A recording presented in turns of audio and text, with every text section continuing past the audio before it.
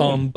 But there's like that's where on that's where I honestly almost stop in my logic of what to offer as talks. I know Jeff Jeff, I believe, was mentioned something about making sure people understand how to install different desktops. Because to me, that's a really, really important thing about Linux. You know, you download OpenSUSE, you don't want to have to reinstall everything when you get to a point and figure out, this desktop, it doesn't really do exactly what I want it to do.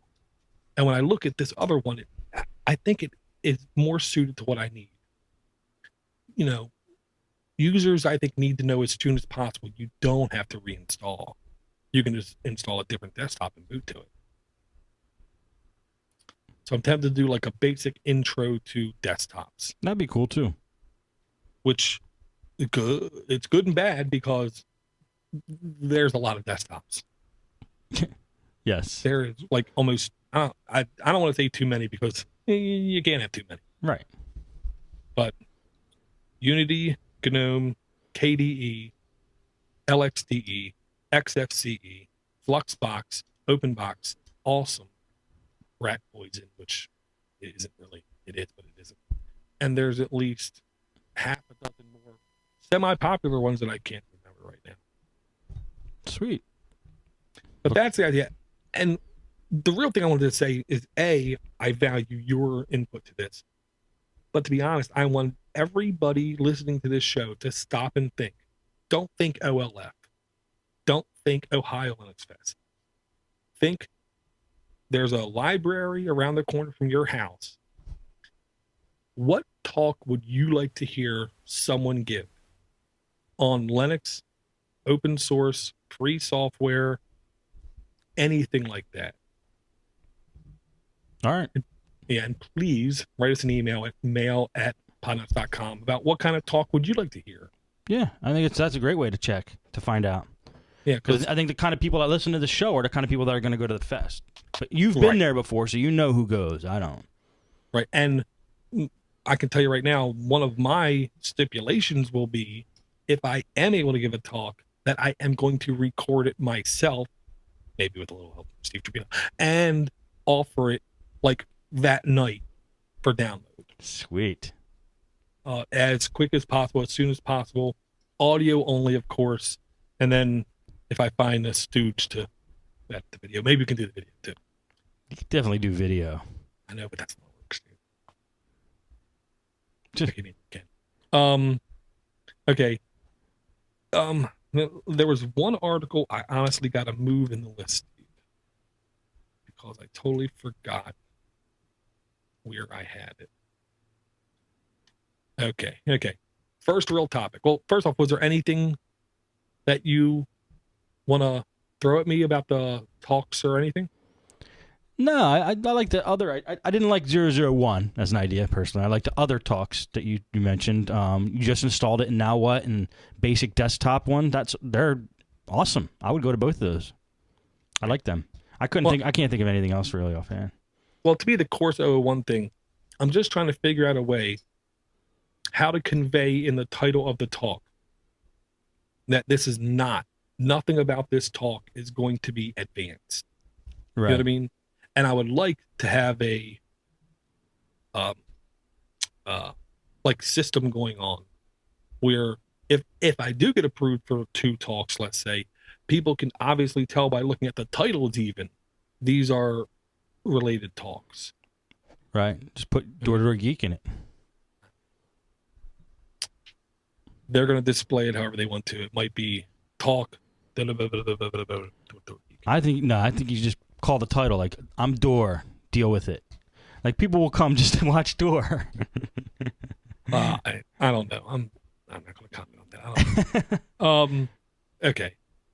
I wanted to hop into the first topic almost rambunctiously, actually, Steve, but I did want to talk about this thing first. Okay. Okay.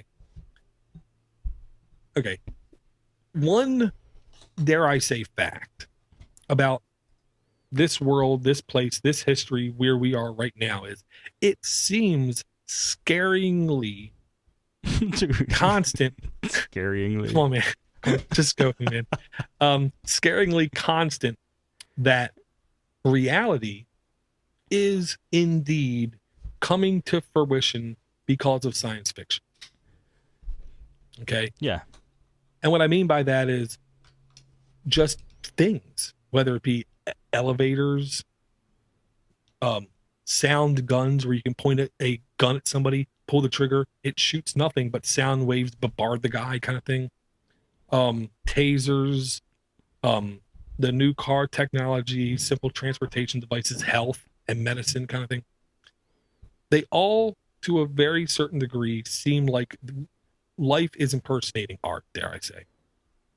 And I will say there's more than a couple of scientists that say we got into this because of whatever comic or whatever book they read as a kid. Right. And they are actually trying to bring those things that they read about to fruition. So with that said, there is a man, and this has been mentioned on more than a couple podcasts because I took off last week, so people got to jump on me. That's okay. Okay. If anyone, and I know Steve, you're not a big fan of Star Trek. That's okay. Yes. I still respect you a great deal. And this device has been in existence in the fantasy world for, I believe, over 40 years, almost 40 years. And now it's basically coming to fruition. What is it? It's a Star Trek tricorder, which is, what does it do? Well, here's one of the golden things. It doesn't just do one thing. Tricorders can do multiple things in the Star Trek universe. They can be used as doctors' instruments to scan bodies for temperature differences, anomalies and such, or a away team on a planet to take like local sonar, what's the current temperature, what's the atmosphere like, that kind of thing. It's basically exploration computer, which just has a bunch of sensors that can read the surroundings. Okay. Not because of Windows and not because of Mac operating systems, technologies, or dare I say patents. This kind of thing is able to come alive because of Linux. Okay. And here's the real, honest to goodness, cool thing. Now, I first off will say, Steve, yes, the keyboard looks like an Apple iPhone. I know that. Okay. It's a flip device, and he actually has now 3 different flip devices where they're all dual screen. Typically on the bottom, it is a keyboard, a soft keyboard, and the top is the actual scales, sensors, and such things. Here's the huge reality, dare I say, kick in the face. Okay. You can print the cases for these with a 3D printer with a case design that he just threw out there that anybody can make. But more importantly, if you go to his website, which I don't see right now, he has every schematic, whether it be the boards, the actual motherboards, daughter boards, processors, wiring, screens, everything from soup to nuts laid out in full detail. So anyone with, dare I say, gumption enough, you can make it yourself. It's almost scary and how much dedication this guy has put into it. I'm not going to lie. Yeah, it looks pretty slick. He's done, they built it from scratch, basically. Yes, exactly. And it's actually at tricorderproject.org. Okay. That's where his actual home site is, where you can get full 100% schematics of everything. It's crazy. It's pretty wild. It is. And now I'll just say, I'm not throwing down the gauntlet. I'm doing the opposite. I'm picking up the gauntlet and I'm putting it in my back pocket and I'm saying no mas. Okay. the guy who put it out is a Canadian, so I can't do any more Canadian jokes. Canadians are okay. All right. What do you mean you know Moss? What are you talking about? Well, because I keep messing with Chris Berry. Oh, okay. I can't do it anymore. Okay. Canadians now, they get a free pass in my book. The guy made a try. Okay. I see. Yeah. Very cool, man. Yeah. This is the kind of thing that I truly believe. Listen, not right now. As time goes on, this kind of, dare I say, hacking is going to make impacts on history.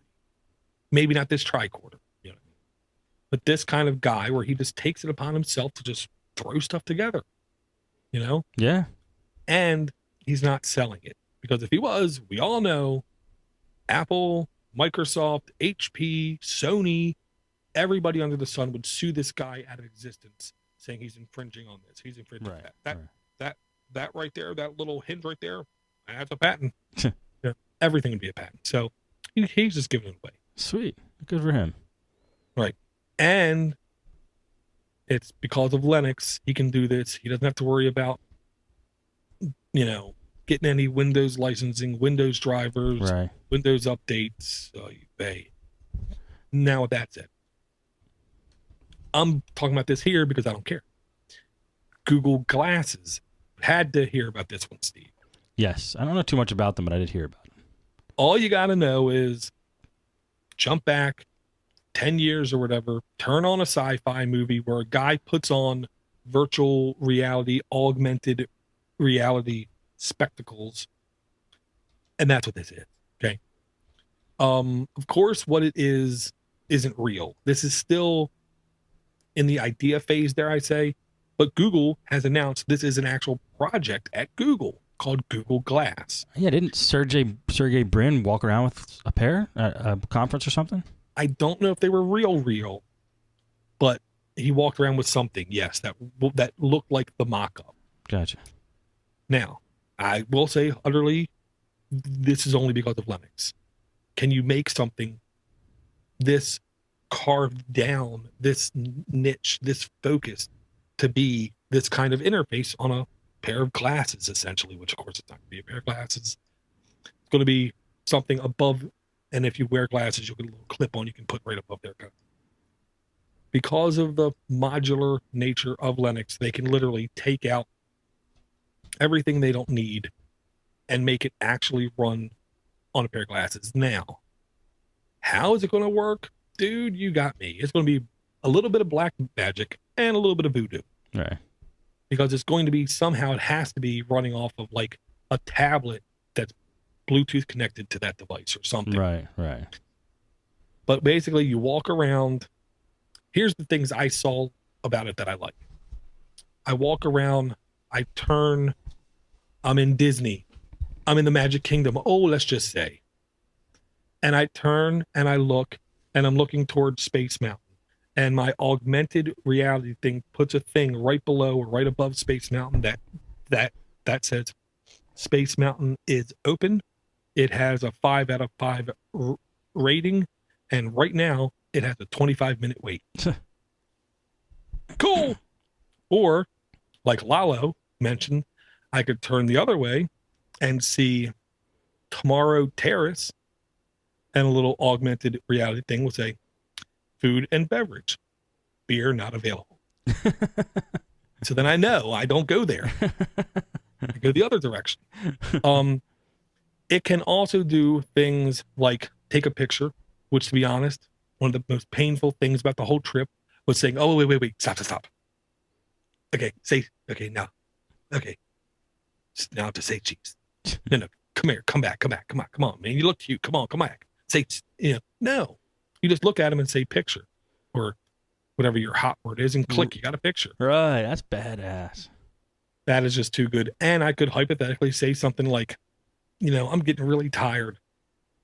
Let's just go.